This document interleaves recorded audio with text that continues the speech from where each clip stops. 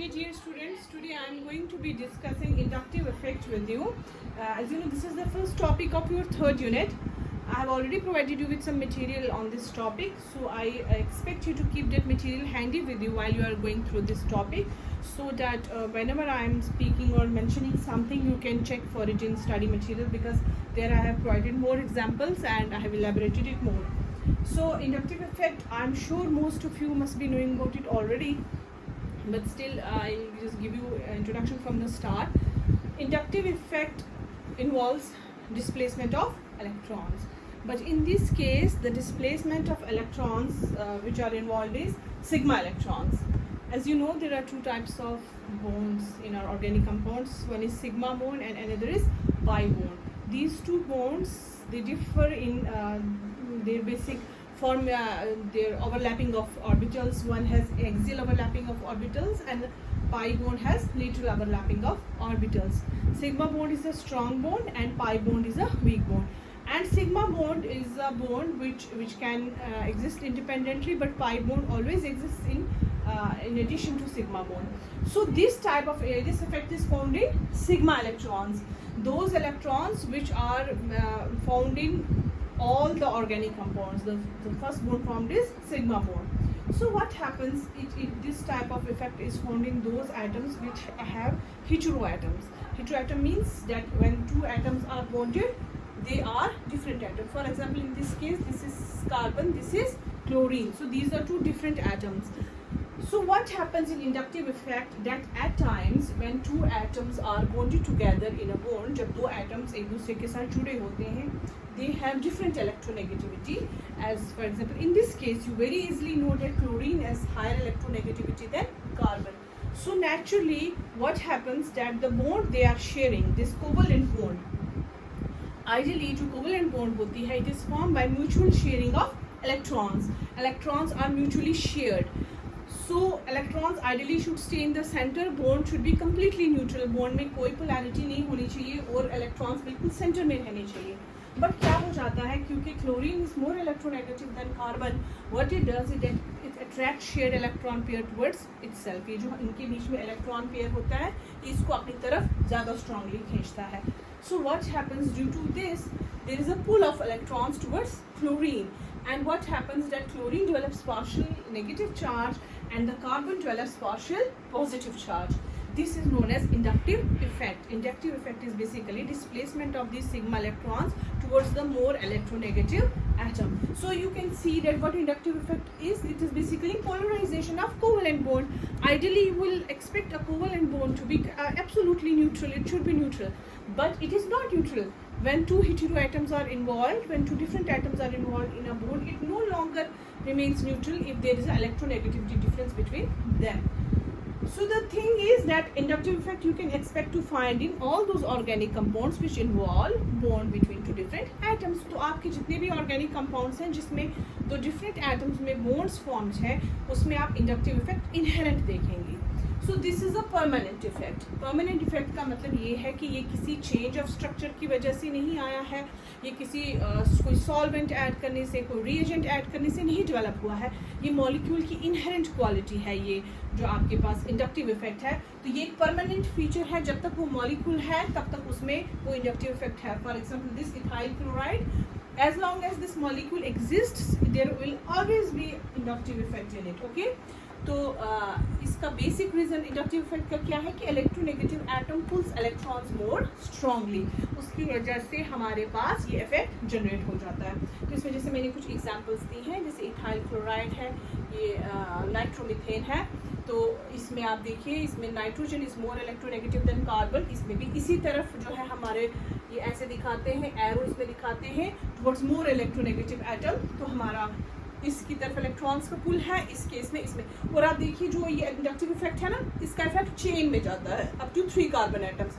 इस पे भी पॉजिटिव है, इस पे भी पॉजिटिव है. जो इसके साथ कार्बन एटम होगा उसमें भी पॉजिटिव आ जाएगा due to this pull of electrons. जैसे आपने कभी tug of war if you have played, तो आप देखते हैं कि वहाँ पर एक रस्सी होती है और उसको दूसरी तरफ से जिस तरफ ज़्यादा स्ट्रांग लोग होते हैं वो उसको रस्सी को अपनी तरफ ज़्यादा स्ट्रांगली खींचते हैं, और उसका इफेक्ट जो होता है जब वो ज़ोर से खींचते हैं तो जो चेन में उस उस रोप में जितने लोगों ने वो रोप पकड़ी होती है वो सब उसका इफेक्ट फील करते हैं. Same goes like this here also.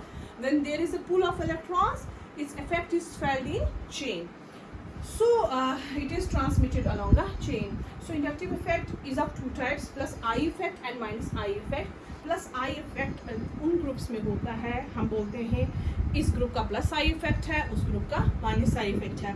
Plus I effect हमारे पास वो ग्रुप्स का होता है जो इलेक्ट्रॉन रिलीज करते हैं.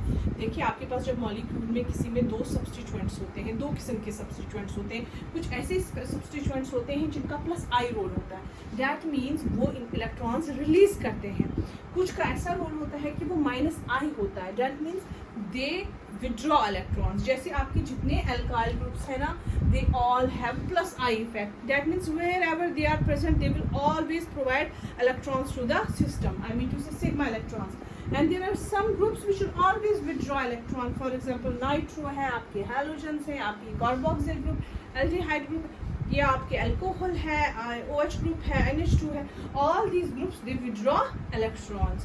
So you have two types of groups, plus I group and minus I group. In a molecule there are always two types of substituents. अगर एक प्लस आई है तो दूसरा माइनस आई होगा, तभी तो प्लस आई जो है वो इलेक्ट्रॉन्स उसको दे सकेगा. तो ये लिस्ट भी आपको याद होनी चाहिए. यू शुड ऑलवेज रिमेंबर कि एक रफ सा आइडिया कि कुछ जो बेसिक ग्रुप्स हैं हमारे पास, कौन कौन से ग्रुप्स का माइनस आई इफेक्ट है, कौन कौन से ग्रुप्स का प्लस आई इफेक्ट है. तो इसी के साथ हम देखेंगे इंडक्टिव इफेक्ट बहुत बेसिक फिनोमिना है और इसको हम देखते हैं अपनी ऑर्गेनिक केमिस्ट्री में बहुत commonly. We find this phenomena बहुत कॉमनली. आप यहाँ तो मैंने 3 ही एग्जांपल्स दिए हैं, बट जब आप ऑर्गेनिक केमिस्ट्री पढ़ेंगे आगे तो you will find its application at so many places. Your teacher will tell you that this reaction will take place slowly, this reaction will take place fastly because of inductive effect. You will feel its role everywhere. So but we have mainly mentioned, I have mentioned 3 types here, 3 applications, main applications, but I will repeat it again that you will find it everywhere in your while you are studying organic chemistry. So first thing is stability of intermediates. You know, intermediates are those species which are formed during a reaction. There are carbocations, there are carbanions, there are free radicals, there are nitrines, there are carbenes. You know, intermediates, they are highly unstable species and they disintegrate or decompose very quickly.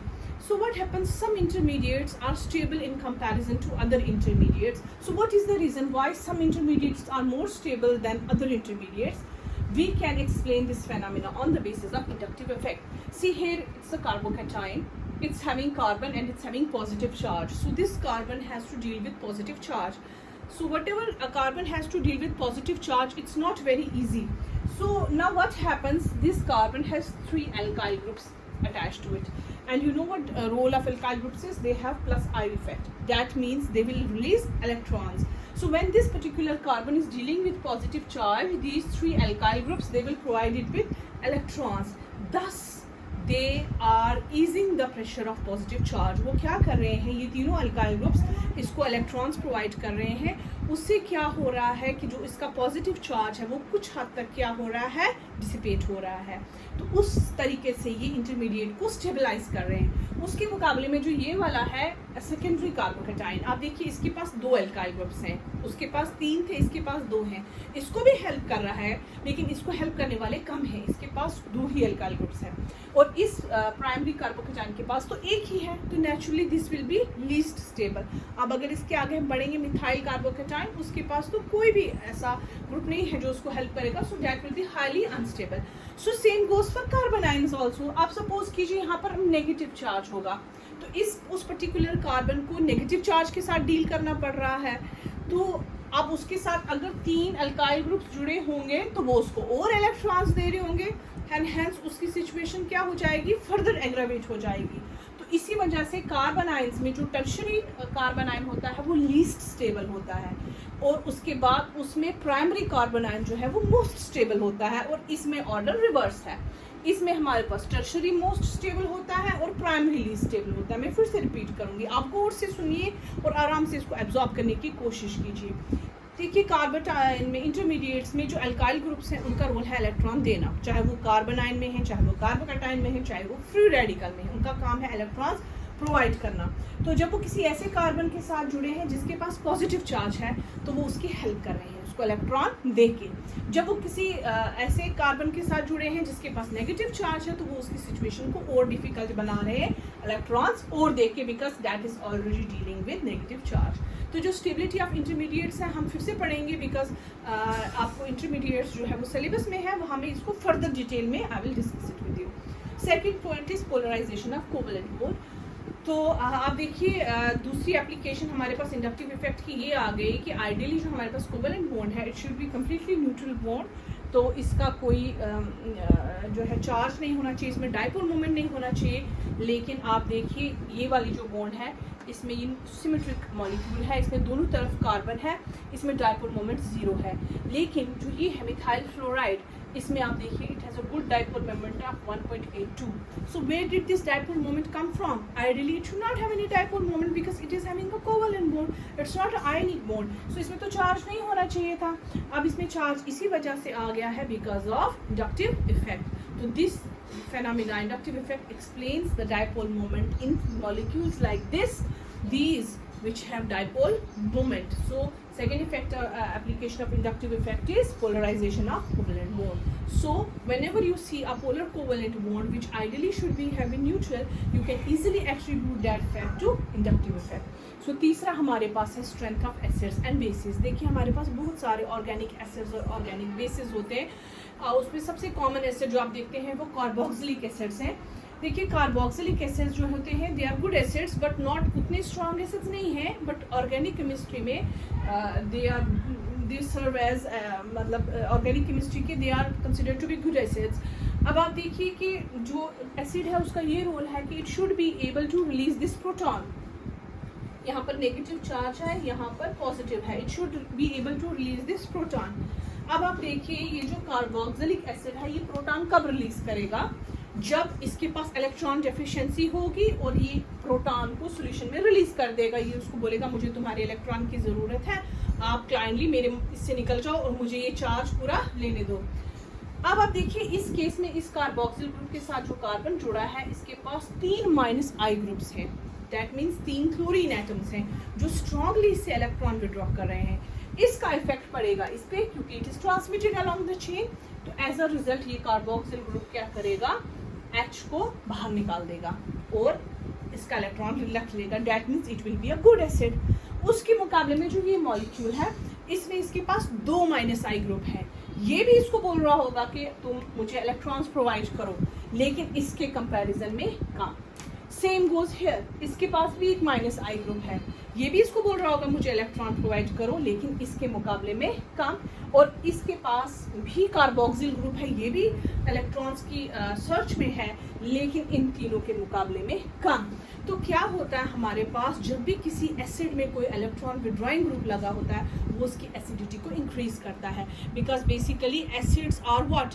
Acids are electron deficient species. हर वो चीज़ जो acid की electron deficiency को increase करती है वो उसकी एसिडिटी को इंक्रीज करती है। और इस केस में जो हमारे पास क्लोरीन है वो क्या कर रहे हैं? माइनस आई का रोल जो है वो निभा रहे हैं, और उससे क्या हो जाता है? माइनस आई का रोल निभाते हैं तो what happens that they provoke this particular carboxyl group to release this proton so that it can have its electrons. तो ये था आपके पास इंडक्टिव इफेक्ट। इंडक्टिव इफेक्ट की applications I will again repeat, यही 3 नहीं है, there will be many instances in organic chemistry. Even if I am teaching you, I myself tell you at many places that this is due to inductive effect, that is due to inductive effect, but these are main 3 applications that I can tell you. So please go through it very thoroughly, and this is the base of organic chemistry, one of the basic phenomena. It's very important that you should know it very well. So if you have any doubt anywhere, you can contact me, or you have WhatsApp group, Google Classroom, you can leave a comment, I'll just explain it further.